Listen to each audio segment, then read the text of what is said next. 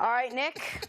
I mean, how much better could your team possibly get? But would acquiring Jalen Ramsey make the Chiefs just a little bit closer to securing the Super Bowl? Listen, if you were to tell me every single player in the league is available, and for the Kansas City Chiefs, who would be your first overall selection?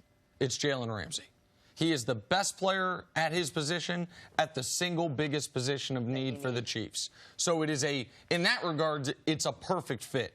Now, I don't know how Brett Veach, the GM, would make the money work because they got a lot of high-paid guys on the team already, and Patrick Mahomes is about to become the highest-paid guy in the history of football a year from now. But if they obviously know that, and they're still pursuing him, they're still going after him, so they think they can make the money work. I did find Jalen's interview there interesting, and he said some other things about, listen, I'm on the Jags now, I'm preparing for Tennessee. He said all the right things, but it made me remember his rookie year, when Jalen Ramsey, after not having a lot of experience losing, was on a bad Jags team his rookie season, and early in the year was seen crying, openly crying on the sidelines during one of their losses. And he was asked about it after the game, and he said, just flatly, I'm just sick of the losing.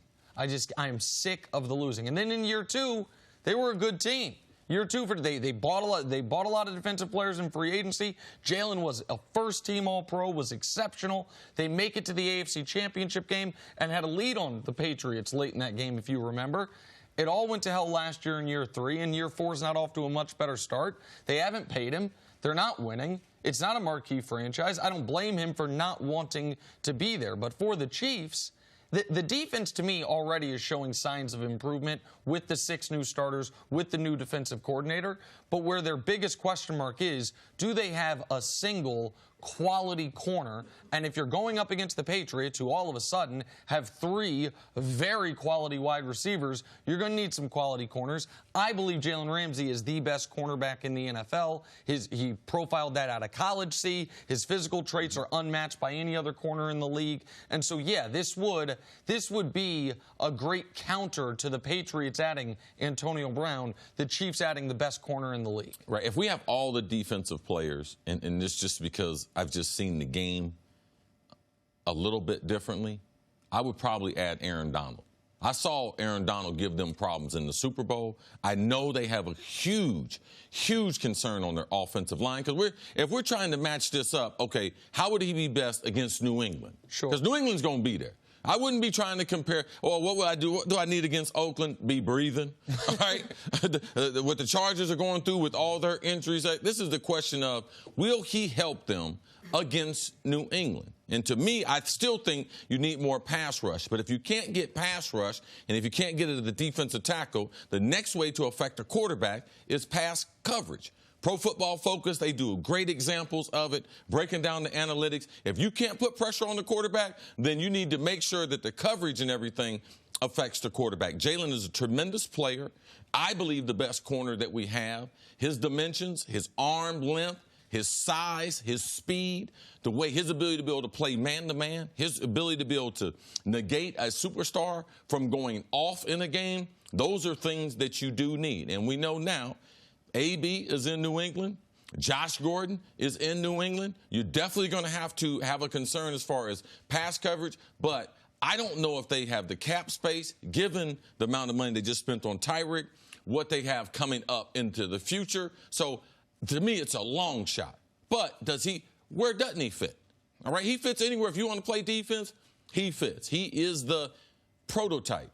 There is no kid in college that looks like him. There's no kid out, but he is the prototype right now. If there was one guy you told me that it was 1st and goal or 3rd down, and I personally was going against him, I'd be like, okay, remove Jalen. I'll take my chances with the rest. Pat Peterson, he's right there close. He's not playing right now, but coming into the season, those two I would have ranked as the best 2 corners we have in the game. You said something interesting. There's no place he doesn't fit. He obviously feels right now he doesn't fit in Jacksonville. The question for Jalen that I was reading some people speculate about is, could he be something of a disruptive force on a Chiefs team that has so many good things going for them right now?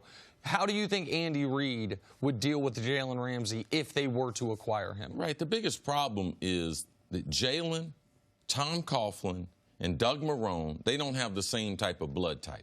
Now, Jalen's into winning. There is a handful of guys that are the elite of the elite. And losing Man, they are not good losers. I was never a good loser. Man, I used to come to the family room. We typically, after the game, all the family is in one room where they've watched in the stands, but they come back where they have refreshments, and all your relatives are in one spot. And my former wife, she knew, man, if we lost that game, I better have those kids ready because this dude is going to act a fool. And I wouldn't embarrass her, but I wasn't interested in meeting your family. I wasn't interested in meeting someone that you went to school with, your auntie, all that. No, I had lost the game, and my whole week's work was a negative. I was not productive. And I used to go to my car, and I ain't ashamed, and cry like I was in Little League. In Little League, I was worse. High school, I was awful. In college, they just thought I was crazy. And even when they start getting paid for money, it didn't change me. And there are guys out there that they do not want to lose at this game. They're that competitive. And people say, oh, well, gain control of yourself. Well, he's a special athlete. The people at Florida State, my daughter went to Florida State when Jalen went there. I had a lot of kids I coached play ball with Jalen. The coaches there ain't had no problem with them. Jalen's only problem there was they are losing, all right? They didn't have a quarterback for a long time, didn't have an offense that would help keep up with the defense. So I could understand his frustration in Jacksonville. So Jalen Ramsey was interviewed a couple weeks ago, and they said, well, what's the biggest gripe? Why are you unhappy? And he said, I don't like the way they're using me. I want to play more man. They want me to play more zone. How much of it is that? I mean, Spags likes to play more zone. And how much of it is I just don't get along? They're not paying me. I'm unhappy, and we're losing. It's all those things. If you're a coaching staff, you are supposed to listen to your players, and you should try to create something compared to, you know something, this is my system. Well, sometimes you get players that are outside the system. Jalen is a 1%er, all right? Of the 24,000 people that ever played this game, he's a 1%er. He don't need no system. He's been all-pro playing off in zone. Oh, how good is he? He has been unbelievable playing on the line of scrimmage in bump and run. He knows his skill set. They should be playing. He's so rare. It's idiotic not to play to his strength. So he should be disappointed in what they're doing. And there has been some very vocal, very prominent former players going on television and radio coming out and criticizing Jalen and other guys for demanding trades and saying that it's becoming too much like the NBA. What I would say to that is this. The Jacksonville Jaguars' #1 prerogative this year was to win games. Other than that, their #1 goal as an organization should have been to make sure the best player on your team, who you drafted, who is not even into the prime of his career yet, is happy to be a Jaguar, that he wants to be a Jaguar. And if you can't, listen, you can't manufacture the wins. What you could have done is paid him and let him play the style he wants to play. That would have kept the flame down. If you pay him and, okay, listen, this is our scheme, but we'll make some special adjustments for you, then maybe 0-2 isn't having him demand a trade. So maybe it's not their fault they're 0-2. Nick Foles got his collarbone broke, had tough schedule in the first couple weeks of the year, Chiefs and Texans.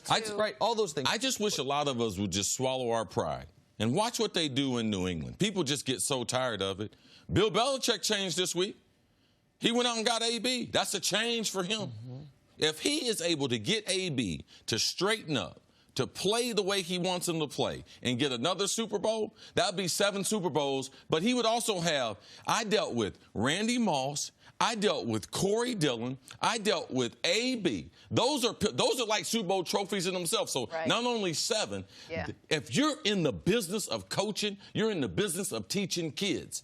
We get our kids all from the same spots. We're not going anywhere. We're not going international getting our kids. We're going to the same cities, to the same schools, same high school programs, getting these kids. These coaches, they need to coach them up. And that's what Belichick does, and we can all take a lesson from that. And we should mention Jalen Ramsey did say he would play. Of course. Thanks for watching. Subscribe here to get the latest from the show. Also, be sure to check out more of the best clips from First Things First, or go watch a few segments from our other shows on FS1.